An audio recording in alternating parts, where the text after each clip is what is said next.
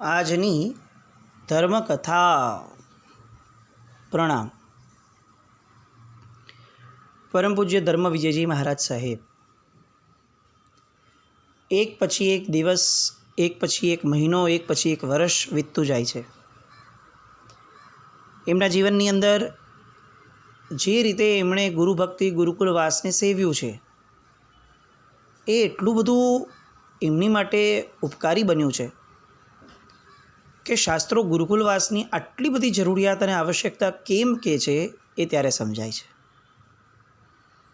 ગુરુકુલવાસમાં રહેલ સાધુ ભગવંતો એ શુભ ભણ્યા હોવા છતાં એ શુભને કઈ રીતે એક્સપ્રેસ કરવું એના પણ પ્રખર જાણકાર બની જાય છે બીજા કોઈ અભ્યાસ વિશેષ વગર, કારણ કે ગુરુકુલવાસમાં એમને એ બધું જોવા મળે છે.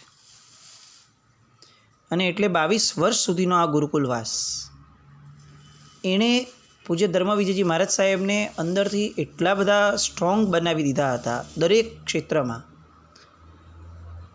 કે હવે તે ક્ષેત્રોની અંદર પૂજ્યશ્રી દ્વારા જે પણ આચરાશે એ સમુદાયની અને શાસનની સામાચારી પ્રમાણેનું જ હશે એવું નિયત જાણે થઈ ગયું હતું. એમાં પણ પાછું મોહન વિજયજી મહારાજ સાહેબ અને પ્રતાપ વિજયજી મહારાજ સાહેબનું સાનિધ્ય, એમનું પૂર્ણપણે ફોકસ, એના કારણે તો એવી ભરતી આવી હતી પૂજ્ય ધર્મ વિજયજી મહારાજ સાહેબના જીવનની અંદર કે જ્ઞાનના ક્ષેત્રની અંદર તો ધર્મ વિજયજી મહારાજ સાહેબ અવ્વલ દરજ્જાના એક બેજોડ સાધક કહી શકાય એ રીતે આ વર્ષોની અંદર પુરવાર થઈ રહ્યા હતા. અને તેમ છતાં આજ સુધી ક્યારે પણ પોતાના ગુરુકુલવાસ કે પોતાના ગુરુથી અલગ થઈ અને પોતાની પ્રતિભાને વિશેષપણે ઝલકાવવાનો અથવા છલકાવવાનો એક વિકલ્પ પણ એમના મસ્તિષ્કની અંદર ક્યારે આવ્યો ન હતો. દીકરો નાનકડો પણ કમાતો થાય અથવા એને એવું લાગે કે હવે હું કમાઈ શકીશ, ત્યારે એનો સૌથી પહેલો વિચાર એના મગજમાં એ આવે કે હું મારું અલગ કરું. છોકરો પરણી લે, એને એમ લાગે કે હવે મારી જરૂરિયાતો એ મારી પત્ની દ્વારા પણ સંતોષાઈ શકે એમ છે, મારા મમ્મીની જરૂર નથી મને, તો થોડા ટાઈમ પછી એના મનમાં પણ આવો વિચાર આવી જાય કે હું અલગ થાઉં. આપણા બધાની આ એક અનાદિકાળના સંસ્કારની એક છાપ છે કે સ્વાર્થ પ્રેરિત જીવન એ આપણા બધાનું ઇનબિલ્ટ લક્ષણ થઈ ગયું છે. ધર્મના ક્ષેત્રની અંદર પણ સામૂહિક ક્રિયાઓ થતી હોય તો પણ ઘણીવાર આપણને એવું લાગે કે એ ભલે બધા બીજા બધા કરતા પણ મારે તો આ રીતે કરવું છે, હું શું કામ આ કરું, હું આ આગળની ક્રિયા કેમ ન કરું. કોઈ આંબિલ કરે છે અને એનો ભાવ છે કે આપણે પણ એની હારે આંબિલ કરીએ, પણ ત્યારે આપણને એવું લાગે કે નહીં, ઉપવાસમાં વધુ ફળ છે તો મને ઉપવાસ કરવો છે. એ સમયે તે મૈત્રી ભાવ, એ પ્રમોદ ભાવ, એ સાધર્મિક સાથેનો સહાયક ભાવ, એ બધું ક્યાંક આપણી માટે ગૌણ થઈ જાય. કેટલી આવી બધી ઘટનાઓ કે જે ઘટનાઓ જો આપણે જરાક શાંત ચિત્તે બેસી અને આપણા જ જીવન ઉપર અવલોકન કરવાનો પ્રયાસ કરીએ તો આપણને ખ્યાલ આવે કે સ્વાર્થ એ લગભગ આપણા જીવનનો મહદ અંશે બહુ જ મોટો ભાગ છે.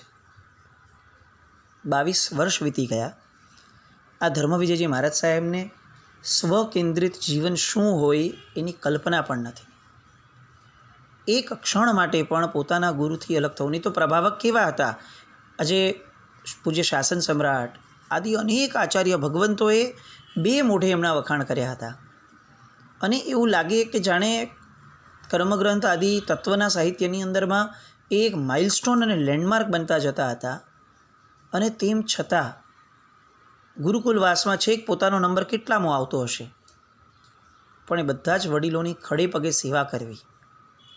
જ્ઞાન એ અહંકાર જન્માવે તો કદાચ એમ કહેવું પડે કે એના કરતાં અજ્ઞાન સારું. પરંતુ આ વિદ્વત્તા જે ધર્મ વિજયજી મહારાજ સાહેબને મળી એ ગુરુ કૃપાથી મળી હતી અને ગુરુના સાનિધ્યથી મળી હતી. એટલે અહંકારનો પ્રવેશ એ અશક્ય બન્યો. વડીલોના છત્ર વિનાનું જીવન એ સ્વચ્છંદી જીવન છે. અને એટલે જ આપણે ત્યાં ગુરુકુલવાસ વિનાના મહાત્માઓને વંદન કરવાની પણ ના પાડી. આટલો શુભ પરિણામ હોય, આટલી શુભ ધારા હોય, તપશ્ચર્યા આદિ અનેક યોગો, પ્રભાવક્તા આદિ અનેક યોગો, પ્રવચન સાંભળીએ તો આપણને એવું લાગે કે ઓહો, આવું પાંડિત્ય તો ક્યાંય જોવા નથી મળતું. પણ શાસ્ત્રકારો એમ કહે છે કે ગુરુકુલવાસની ખેવના નથી, અનુકૂળતા હોવા છતાં પણ માથે ગુરુ રાખવાની કોઈ તમન્ના નથી, તો એમનું ભવિષ્ય એ એમના અને એમના અનુયાયીઓ એ બધા માટે બહુ મોટું જોખમ છે. ધર્મવિજયજી મહારાજ સાહેબ માટે અત્યાર સુધી એક પણ ક્ષણ આવી ન હતી, પણ હવે જે પ્રસંગ બન્યો, આમ કહીએ કે એક કપટ થયું એમની સાથે, પણ એ સંઘે શુભ ખાતે કરેલું આ કપટ એ બધા માટે કેવું ફળદાયી બન્યું એની એક સરસ મજાની વાત. સાહેબ હતા પાલિતાણા સાહિત્ય મંદિરના વિશાળ હોલની અંદર બેઠા, મોહનશ્રી મહારાજ સાહેબ, અને એટલામાં વઢવાણ શહેરના અગ્રણીઓ સાહેબ આગળ પધાર્યા. સાહેબને વંદનાદિ કર્યા અને પછી એક વિનંતી કરી કે સાહેબ, અમારા ગામનું રતન પૂજ્ય પન્યાસ ધર્મવિજયજી મહારાજ સાહેબ, એમના જ્ઞાનની અને ત્યાગની, પ્રવચનની ને પ્રભાવક્તાની વાતો અમે ખૂબ સાંભળી છે, પણ આજ સુધી અમારા ગામને એમનો લાવો મળ્યો નથી. તો સાહેબ, અમારી આ ભાવના છે કે સંવત 1998નો આ ચાતુર્માસ માટે અમારા સંઘમાં એમને પાઠવો, અને આમ પણ અમારા ગામના રતન પર અમારો વિશેષ હક તો ગણાય જ ને. સંઘના અગ્રણીઓ કેવા હોવા જોઈએ? જ્યારે સંઘના હિતની વાત આવે ત્યારે સામ, દામ, દંડ, ભેદ આ બધી વસ્તુઓ બહુ જ નિખાલસતા અને બહુ જ શુભ આશયપૂર્વક મર્યાદામાં રહી અને કરવાની એમનામાં આવડત હોવી જોઈએ. આપણે ત્યાં શ્રાવકો માટે બહુ સરસ શબ્દ છે કે શ્રાવક કેવો હોય? તો કે ભોળો હોય? તો કે ના. સરળ હોય? તો કે એ ભલે હોય, પણ કેવો હોય? તો કે અશઠ હોય. એટલે શું? તો કે એ લુચ્ચો ન હોય. અચ્છા, લુચ્ચો ન હોય આવું કેમ લખ્યું? એમ જ લખી દેવું જોઈએ ને ભોળો હોય? તો કે ના, ભોળો હોય એવું જરૂરી નહીં. ભોળો હશે તો કોઈ ભોળવી દેશે, પણ જો એ અશઠ હશે તો એને કોઈ ભોળવી નહીં શકે. એને સમય ઉપર ક્યારે શું કરવું એ એને આવડશે, એ આવડતવાળો હોય. મહાજન કેવું હોય? એને જગતને આખાને ચલાવવાનું છે. એ મહાજન સંસ્થા શ્રમણ સંસ્થા પછીની નેક્સ્ટ સંસ્થા છે. હવે એ સંસ્થાની અંદર કેવા બુદ્ધિશાળી જીવો જોઈએ. અને આમ પણ બુદ્ધિજીવી હોવું એ યોગ્ય નથી, પણ બુદ્ધિશાળી હોવું એ બહુ યોગ્ય છે. અને આ બધા જ અગ્રણીઓ એક આવી જ કંઈક બુદ્ધિના પ્લાનથી અહીંયા આવ્યા, પોતાનો દાવો રજૂ કર્યો કે સાહેબ અમારો હક ગણાય છે. અને એમાં સાથે એક ભાઈ આવ્યા હતા, એમણે પણ કીધું કે સાહેબ આ તો અમારા ગામનું નહીં સાહેબ, અમારા કુળનું રતન છે, એટલે સાહેબ અમારું ચાતુર્માસ દીપાવવાની જવાબદારી એમની જ છે. એમાં સાહેબે પણ જણાવ્યું કે હું વિચાર કરીશ ચોક્કસપણે, પરંતુ ધર્મવિજયજી મહારાજ સાહેબને બોલાવીને પૂછી જોઈએ એમની પણ શું ઈચ્છા છે. હવે મુદ્દો એવો હતો કે સાહેબની તબિયત બહુ નબળી હતી, મોહનસુરી મહારાજની, અને રાજકોટ ચાતુર્માસની જઈ ઓલરેડી બોલાઈ ગઈ હતી. રાજકોટ જેવું ધમધમતું ક્ષેત્ર હોય અને એ ક્ષેત્રની અંદર હવે ના પડાય એવું હતું નહીં, એટલે મોહનસુરી મહારાજ સાહેબ વઢવાણ આવી શકે એમ છે નહીં. અને ધર્મવિજયજી મહારાજ સાહેબને અલગ કરવાનું એ તો કોઈ વિચારણા પણ ના હોય ક્યારે પણ.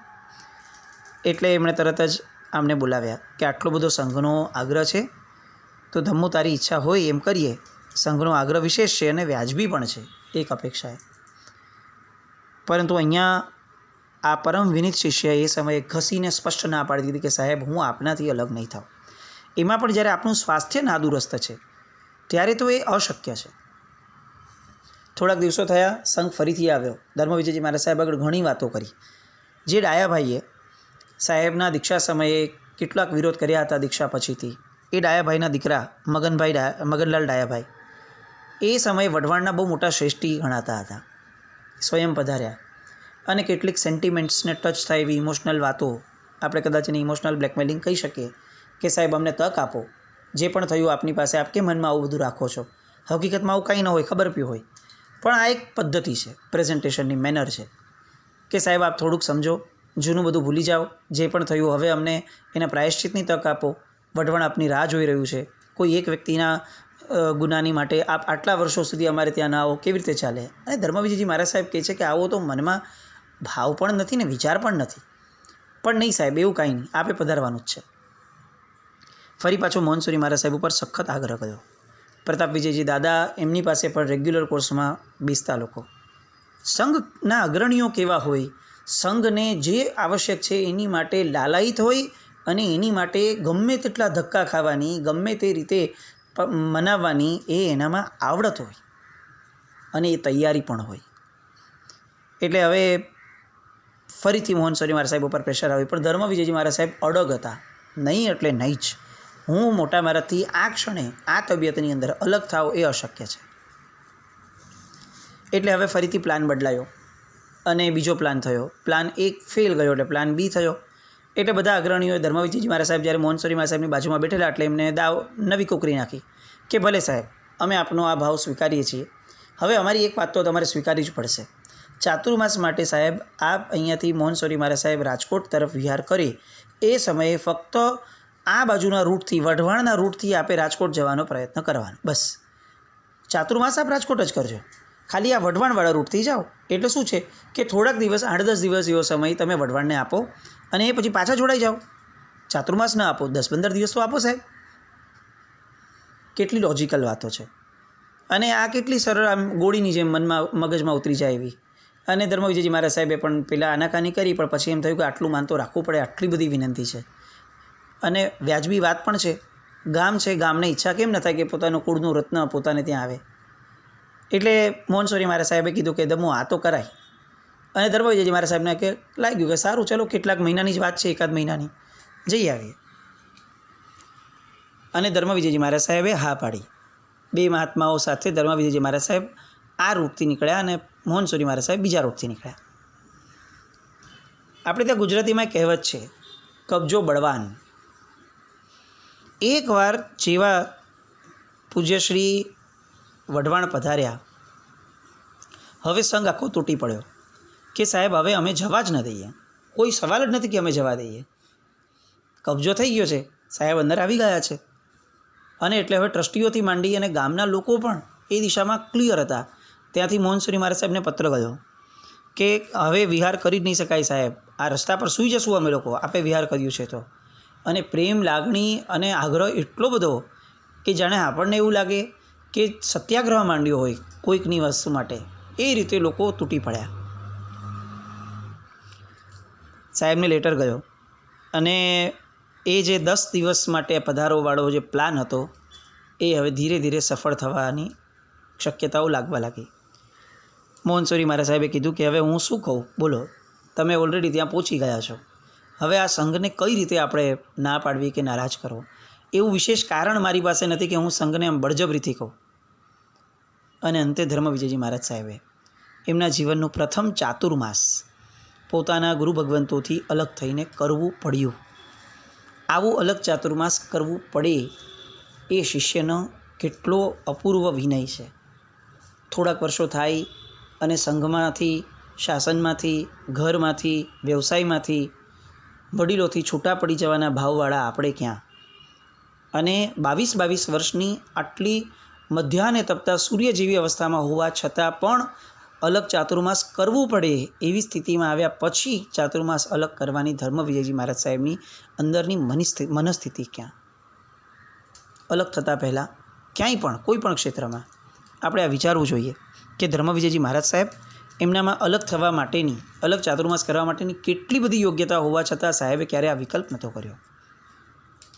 હવે આ ચાતુર્માસ ગુરુકૃપાના માધ્યમથી કેવું રહ્યું હશે એ તો આપણે વિચારવું જ ન પડે. જબરદસ્ત રહ્યું. માસક્ષમણોની પણ ધારાઓ છૂટી.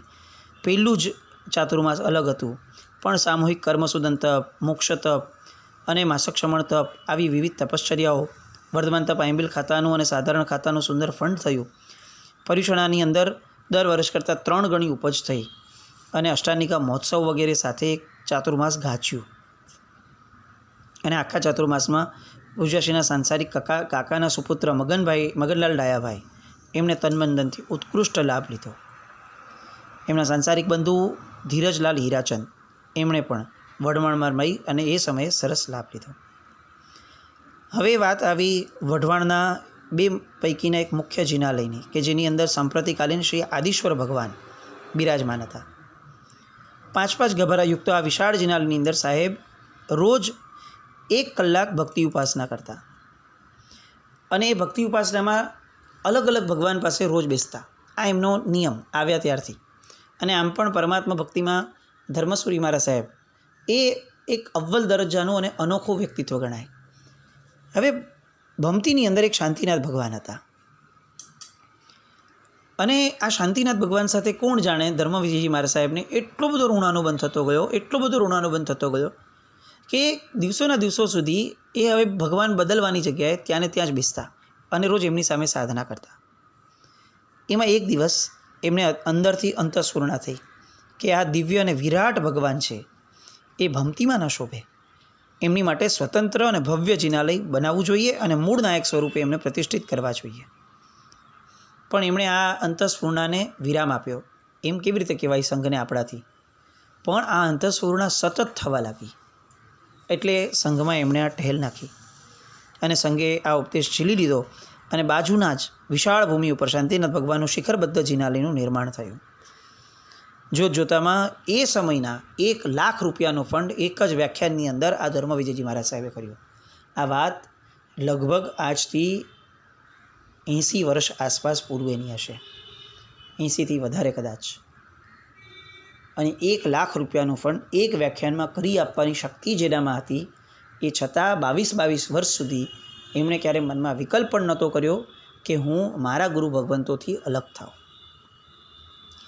હવે આ જન્મભૂમિ જે હતી એમાં સરસ આવો બધો માહોલ ઊભો કરી અને ત્યાંથી સાહેબ રાજકોટ તરફ વિહાર માટે નીકળ્યા. એ પૂર્વે બોટાદ નજીક અલાવ નામનું એક ગામ હતું. આ અલાવ ગામની અંદર દીક્ષા એક થઈ એ સાહેબની નિશ્રામાં, અને એ દીક્ષા જે છે આંબલી ગામના વતની મુમુક્ષુ કાંતિકુમારની થઈ મહાસુદ ત્રીજના દિવસે. આ જે છે એમણે કાંતિભાઈએ સાહેબ મોટા મહારાજની નિશ્રાની અંદર એક ઉપધ્યાન કર્યું હતું અને ત્યાર પછીથી એમને સંયમની ભાવના થઈ હતી અને એમના માતાને પણ દીક્ષા લેવી હતી. એ માતાએ દીક્ષા લેવાની પૂર્વ ભૂમિકા સ્વરૂપે પોતાના દીકરાને દીક્ષા આપી હતી. દીક્ષા લીધા પછીથી એમનું નામ પૂજ્ય મુનિશ્રી કનક વિજયજી આ પડ્યું અને આગળ જતાં એ જૈન શાસન માટે એક અજોડ બેજોડ વ્યક્તિત્વ કહી શકાય એવું પરમ પૂજ્ય આચાર્ય ભગવંત શ્રી કનક રત્ન સુરીશ્વરજી મહારાજા તરીકે તેઓ પ્રસિદ્ધ થયા. આગળ સાહેબ ત્યાંથી વિહાર કરી અને પાળિયાદ નામના ગામે આવ્યા. પાળિયાદમાં એક અલગ ઘટના બની હતી. સરસ મજાનું આ ઝાલાવાડ પંથકનું ગામ, જૈન પરિવારોની વસ્તી પણ ઠીક કહી શકાય એવી હતી. શિખરબદ્ધ જિનાલયની ઉણપ હતી અને થોડાક વર્ષો પૂર્વે એટલે કે સંવત 1963માં જિનાલય માટેની વાત એમણે એ સમયે ભાવનગર દાદા સાહેબની અંદર બિરાજમાન પન્યાસ પ્રવર શ્રી ગંભીર વિજયજી મહારાજ સાહેબને સંઘે વાત કરી. જેઠ સુદ બીજનો પુણ્ય દિવસ આવ્યો અને શાંતિનાથ ભગવાનની પ્રતિષ્ઠા એ પૂજ્ય દેવ વિજયજી મહારાજ સાહેબના હાથેથી સંપન્ન થઈ હતી. કાળક્રમે ત્યાં ધરતીકંપ આવ્યો. ધરતીકંપ આવ્યો પછીથી એક પછી એક કંપન થવા લાગ્યું અને એ આફ્ટર શોક્સના કારણે જિનાલયની અંદર જે આજુબાજુનું સ્ટ્રક્ચર હતું એની અંદર ક્રેક આવવાની શરૂ થઈ. આજુબાજુના કાચા મકાનો પણ એકદમ ધરાશાયી થઈ ગયા હતા. લોકો ડરી ગયા અને ધીરે ધીરે ગામની બધી જ જૈનોની વસ્તી એમણે બીજા ગામોની અંદર માઇગ્રેટ કર્યું. ભગવાન એકલા થઈ ગયા, પૂજવાવાળું એક પણ વ્યક્તિ નહીં. બાજુના ગામોમાંથી લોકોએ વ્યવસ્થા કરી કે ત્યાંથી પૂજારી આવે અને ભગવાનની પૂજા કરીને વયો જાય. પણ આંચકાઓ કેટલાક મહિનાઓ સુધી ચાલતા રહ્યા, થોડા ટાઈમે. એટલે લોકોને ડર લાગે કે આ એક જ ગામમાં આટલા બધા આંચકાઓ આવે છે તો હવે આપણે આ ગામમાં ફરીથી જવું નથી. અને એટલે પાળિયાદ મહાજનની વસ્તી વિનાનું બની ગયું હતું. હવે લોકોને પણ એમ થયું કે આ રીતે પૂજારી પાસે આ કરાવડાવવું એ યોગ્ય નથી. એટલે એમણે પ્રભુજીને ફરીથી ભાવનગર દાદા સાહેબ કે જ્યાંથી પરમાત્મા લાવ્યા હતા ત્યાં ફરીથી પાછા મોકલાવાનો નિર્ણય થયો અને ભાવનગર રહ્યા. વર્ષોના વાણા વીત્યા. હવે પાળિયાદની અંદર સારામાં સારી વસ્તી થઈ ગઈ હતી. જૈનોની સંખ્યા બહુ સારી હતી. પ્રકોપ જે કુદરતનો હતો એ પણ પૂર્ણ થયો હતો અને હવે લોકોને આવશ્યક લાગ્યું કે ભગવાન વિનાનું જીવન કઈ રીતે શક્ય છે અને આપણા ભગવાન આપણને પાછા જોઈએ. બસ આ રટણ લોકોમાં ચાલુ થઈ. પરિવર્તન સંસારનો નિયમ છે. એટલે આ પરિવર્તન પ્રમાણે આ જીર્ણોદ્ધારનો ભાવ થયો. જીર્ણોદ્ધાર માટે એક પછી એક જે પણ ફંડની વગેરેની મહાત્માના કૃપાની જરૂર હોય એ બધું સંઘના અગ્રણીએ પૂરું કર્યું. બેસ્ટ પાર્ટ વોઝ ધેટ કે સંઘની અંદર કેટલાક મતભેદો હતા, એટલે જિનાલય બની ગયું અને ભગવાન હજી આવવાના બાકી હતા. ભગવાન લાવવા કે બીજા લાવવા એ માટેની સખત મજાની બે ગ્રુપની વચ્ચે વિમાસણ થઈ. પણ આ બધા વચ્ચે બેસ્ટ પાર્ટ એ હતો કે સંઘના લોકો એટલા બધા લાલાયિત હતા કે ચરિત્રમાં, પૂજ્યશ્રીના ચરિત્રમાં આવું લખાય છે કે પાળિયાદ ગામનો એક પણ જૈન એવો બાકી ન હતો કે જેણે અમારા ભગવાન જ્યાં સુધી અહીંયા પાછા ન આવે ત્યાં સુધી પોતે પોતાની શક્યતાનો શ્રેષ્ઠ નિયમ ન લીધો હોય. શ્રી સંઘની શક્તિ કોને કહેવાય, શ્રી સંઘની આસ્થા કેવી હોય એનું આ ઉત્કૃષ્ટતમ ઉદાહરણ. એવું લખવાની જરૂર પડી કે એક પણ વ્યક્તિ એવો ન હતો કે જેણે પોતાના રીતે પોતાની શ્રેષ્ઠ નિયમની ધારા ન લીધી હોય જ્યાં સુધી અમારા ભગવાન પાછા ન આવે. કોઈક બહેનોએ ખુલ્લા પગે જ ચાલવાનો નિયમ લીધો. ગુજરાતની કાળઝાળ ગરમીની અંદર મહિનાઓ અને વર્ષો વીત્યા હતા. ભગવાન આવે એ પૂર્વે આ નિયમ લીધો, એમાં વચ્ચે લગભગ વર્ષથી વધારેનો ગેપ પડી ગયેલો. ખુલ્લા પગે ચાલવાનું. કેટલાક ભાઈઓએ માથે પાઘડી ન પહેરવાનો નિયમ લીધેલો. એ સમયે આજે જે આપણને બધાના ખુલ્લા માથા દેખાય છે, એ સમયે એવું કહેવાતું કે ખુલ્લું માથું ત્યારે જ હોય જ્યારે ઘરમાં કોઈનું મૃત્યુ થયું હોય. અધરવાઇઝ પાઘડી સિવાય માણસ બહાર નહોતો નીકળતો. આજે આપણા તો બધાના ઘરે જાણે શું પ્રસંગો છે શોકના ખબર નથી, આપણે બધા ખુલ્લા માથાવાળા થઈ ગયા. પણ એ સમયે આવો કઠણ નિર્ણય લોકો લેતા ખાલી ભગવાન પાછા આવે એટલા માટે. હવે આ ભગવાન પાછા આવવા માટે અંદર સંઘમાં જે વિખવાદ છે એ નિર્મૂળ થવું જોઈએ, પણ એ તો થતું જ નથી. કેવી રીતે થાય? કેટલાય પ્રયાસો કર્યા, આ વિખવાદનો કોઈ અંત જ આવે એમ નહોતો. હવે આ અંત કોણ લાવ્યો અને કઈ રીતે આગળ ઘટનાઓ બની એ આવતીકાલે જોઈએ. જીનાગના વિરુદ્ધ કંઈ પણ બોલાયું હોય તો મિચ્છામિ દુક્કડમ જૈનમ જયતિ શાસ્ત્રી.